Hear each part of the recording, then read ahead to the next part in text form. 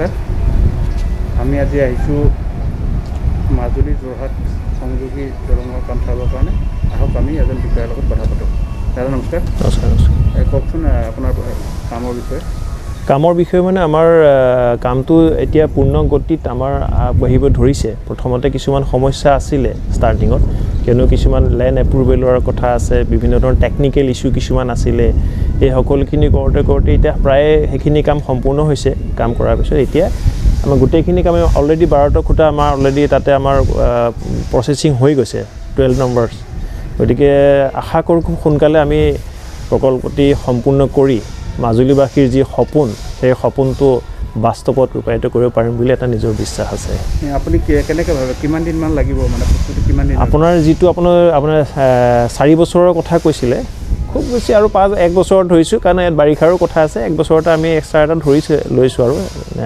unofficially চেষ্টা কৰিম 4 বছৰ যিমান সোনকালে কৰিব পাৰে কাৰণ আমি যিমান সোনকালে আমি কামটো এদায় কৰিব পাৰিম সিমান সোনকালে আমাৰ কোম্পানীৰ ভাল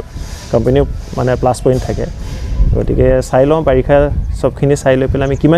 আমি যিমানখিনি কৰিব লাগে সিমানখিনি কৰি গৈ আছোঁ আৰু 2 নম্বৰ কথা এতিয়ালৈকে অথৰিটি ইঞ্জিনিয়াৰ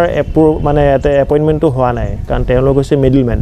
তেওঁলোকৰ এপ্ৰুভেল কিছুমান আমাক প্ৰয়োজন আছে যে তেওঁলোকৰ এপ্ৰুভেল তেতিয়া আমাৰ এপইণ্টমেণ্ট হৈ যাব তাৰপিছততো আমাৰ কাম কোনো কাৰণত ষ্টপ নহয় আৰু পূৰ্ণ গতিত আগবাঢ়িব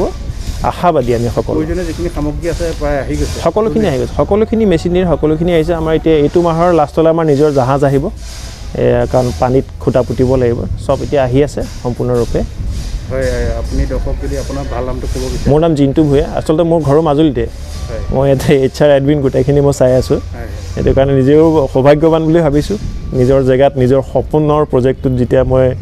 ইয়াতে আহিব পাৰিছোঁ নিজৰ যিমানখিনি পাৰোঁ মই নিজৰ বেষ্ট মই দি পেলাই আমাৰ নিজৰ সপোনটো সম্পূৰ্ণ কৰিম বুলি ভাবিছোঁ